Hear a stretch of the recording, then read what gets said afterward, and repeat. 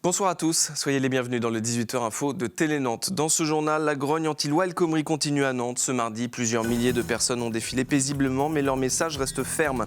C'est l'un des sujets qui fâchent à Nantes Métropole. Les élus ont débattu du chantier de la future chaufferie à Trentemoux, un projet qui inquiète certains riverains. Enfin, rencontre avec le Canari Kofi Gigi, vous le verrez, le défenseur s'est préparé physiquement pendant ses vacances. Pour être prêt à la reprise de l'entraînement, ce sera demain. Les syndicats sont à nouveau descendus dans la rue ce mardi contre le projet de loi travail. Le texte devait d'ailleurs être voté au Palais Bourbon en fin d'après-midi ce mardi, après avoir été réécrit et durci par les sénateurs. Hors de question pour l'intersyndicale de relâcher la pression.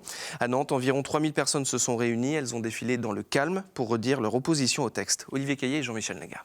Votez du projet de loi travail, le 49.3, on n'en veut pas. Ils ont connu des manifestations plus importantes, ils le reconnaissent eux-mêmes. Après 4 mois de mobilisation et à l'approche de l'été, les syndicats organisaient donc cet après-midi un nouveau rassemblement à Nantes. Et pendant ce temps, la loi travail était adoptée au Sénat. Sans doute qu'il va passer cet été, on s'attend à un nouveau 49.3 au retour à l'Assemblée nationale.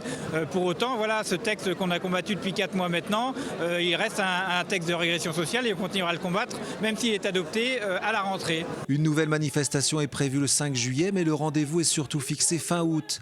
Les opposants à la loi travail attendent de pied ferme l'université du PS à Nantes. Il y a un certain nombre d'élus socialistes, il y a un certain nombre de gens au Parti socialiste qui se posent des questions. Il y a ici un certain nombre de socialistes, des jeunes socialistes qui sont dans la mobilisation.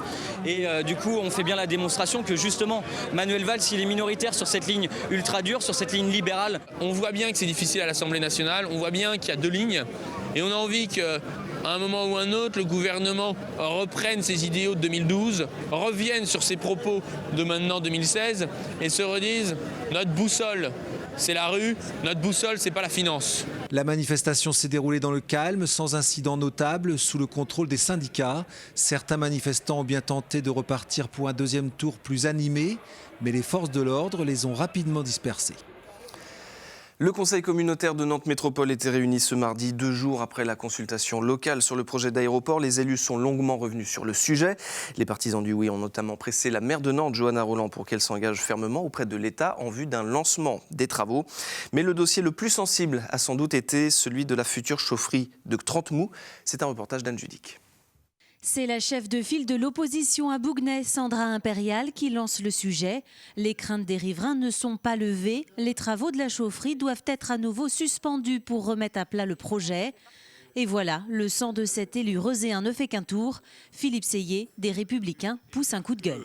Nous sommes ensemble en train de contribuer à l'aménagement de notre territoire. Il n'est pas normal que le bien-être de certains bobos, excusez-moi de dire cela comme cela, ne peut se faire au détriment des prolos. Dans la salle, une habitante de Trentemoux s'emporte. Aujourd'hui, c'est la chaufferie à bois qui suscite... Excusez-moi madame, vous n'avez pas le droit de parler dans cette assemblée.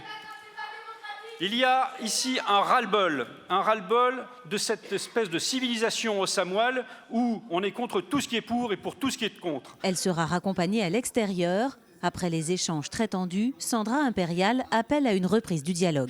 Que réellement on refasse des réunions avec les riverains, qu'on revoie le projet, qu'on le sous-dimensionne par rapport à ce qu'il a été, voire qu'on voit un emplacement un peu plus raisonnable et un peu moins loin d'une population aussi importante. Réponse du maire de Rezé. Le dialogue est en cours et les échanges, les travaux qui ont été réalisés par le collectif, les expertises de la métropole, d'RPI de la Loire, sont en confrontation aujourd'hui. Donc le débat continue, avance, mais à ce stade, il n'y a pas de raison de remettre en cause le projet. La chaufferie est installée à cheval sur Rezé et Bougnay.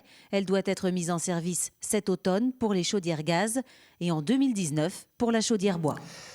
Elle avait pourtant été annoncée pour ce week-end. La fermeture du pont de la Beaujoire n'aura pas lieu. La circulation devait être stoppée sur cette zone du périphérique de vendredi soir jusqu'à lundi matin en raison d'un chantier de rénovation sur le pont. Finalement, ce n'est plus nécessaire selon Bison Futé. Demain, mercredi, le film La Tortue Rouge sortira en salle. L'histoire d'un naufragé sur une île déserte qui va se battre contre les éléments. Ce long métrage d'animation est produit par un studio japonais, mais c'est en France que le travail d'animation a été réalisé. À la manœuvre, le réalisateur belge Michael Dudoc de Witt. Il y a quelques jours, il était à Nantes pour rencontrer les élèves de l'école Pivot, les futurs artistes du cinéma d'animation. Anne Judic. Merci beaucoup d'être venu. Je suis Michael, je viens de réaliser la Tortue Rouge. Dans cette petite salle de cinéma, ils sont une quarantaine d'élèves de l'école Pivot, de futurs professionnels du cinéma d'animation, venus écouter religieusement un réalisateur qu'ils admirent. Un d'eux disait « Ah, j'aime pas les escargots. Ah, t'as mis un escargot, j'aime pas les escargots. » Je m'en fous. Les étudiants sont aussi invités à poser des questions. Oui, comment est venue l'idée de l'histoire? Bon, l'idée de faire un long métrage n'était pas une idée importante dans ma carrière parce que j'aime les cours, je les trouve très puissants. Partager 40 ans d'expérience, donner des conseils, une évidence pour Michael du Doc de Witt. Ça me stimule de transmettre énormément. Il y a un mais, parce que c'est très individualiste comme travail. Nous sommes artistes, même si on travaille dans des choses commerciaux ou dans des grandes équipes. Je raconte souvent comment a été mon expérience, tout en disant, mais peut-être que pour vous, ça serait différent. Il parle très très bien, il a très bien expliqué et très bien répondu à toutes nos questions.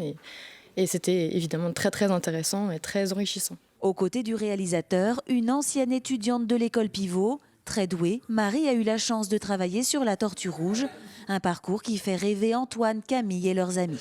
On est amené à peut-être être des réalisateurs plus tard ou même juste à participer à des films. Et c'est intéressant de s'enrichir de leur point de vue, de leur façon de concevoir les films. Je trouve ça très intéressant. Ouais. La Tortue Rouge sort au cinéma le 29 juin. Produit par un studio japonais, les dessins du film ont été réalisés en France. Ce week-end, Nord-sur-Erdre organise son festival La Nuit de l'Erdre. D'ailleurs, peut-être avez-vous vos places pour aller écouter The Cranberries ou The Chemical Brothers. Eh bien, sachez que vous pouvez y aller et revenir en tram-train. La SNCF annonce que des trains supplémentaires seront affrétés pour rapatrier les festivaliers vers Nantes. Les nuits du 1er et 2 juillet, ils partiront à 1h, 2h et 3h du matin de Nord-sur-Erdre. Comptez entre 37 et 42 minutes de trajet. Sachez tout de même que la gare est à 20 minutes à pied du site du festival. Les vacances sont déjà terminées pour les joueurs du FC Nantes. Les Canaries reprennent ce mercredi le chemin de l'entraînement après 6 semaines de vacances.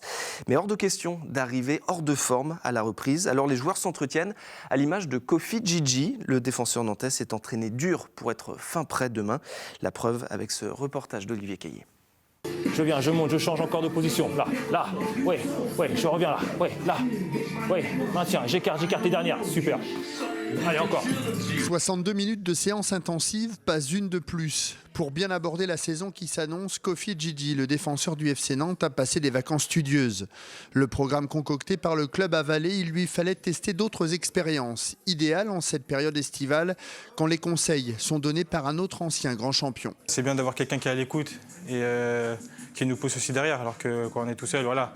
Si on n'a pas le mental, tout seul, c'est plus difficile. J'avais besoin d'autre chose. Et je pense qu'aujourd'hui, c'est autre chose, j'ai trouvé avec Eddie. Coupe 2-3 secondes, là, et tu décontractes, et tu repars là. Qualité. Déjà, c'est agréable parce qu'il est demandeur. Puis après, sur les séances en elles-mêmes, il s'accroche. Donc c'est un bon mental avec la mécanique qu'il faut. Quoi. Il a ce qu'il faut pour répondre à ce qu'il attend. Ce qui l'attend, 2 stages d'avant-saison avec son club dès début juillet. Et le travail cardio ou musculaire effectué durant les vacances va lui permettre d'aborder au mieux ces échéances. Je n'ai pas la prétention de pouvoir le mettre à 100%. Je pense qu'il y a un temps de travail un peu plus long. Et puis après, je dis, moi j'ai fait une partie en sachant qu'il va faire une autre partie. Je ne pense pas avoir entamé le travail qu'il aura à faire avec le club. J'ai bien fondu aussi. J'ai pris musculairement aussi et au niveau du dynamisme aussi, je pense que j'ai gagné. On verra ça au début de saison. Rendez-vous à la mi-août pour avoir la réponse. Il est au top. C'est sur Télé Nantes que vous avez pu découvrir ce collectif de sportifs. Chaque semaine, l'association Body Art organise des cours totalement gratuits de sport en plein air. Un concept qui n'a cessé de s'amplifier ces derniers mois. Et les organisateurs viennent de battre un nouveau record avec 1224 participants comptabilisés ce lundi soir. C'était devant les Nefs sur l'île de Nantes au programme exercices de cardio et de musculation. 3 cours Body Art sont organisés chaque jour de la semaine à Nantes. 10h30 sur la butte Sainte-Anne, 12h30 au Fonderie, 19h30 devant les Nefs. Idem le week-end. C'est la fin de ce JT. Merci beaucoup de l'avoir suivi. Je vous souhaite une très bonne soirée sur Télé Nantes. Tout de suite, c'est la météo. À demain.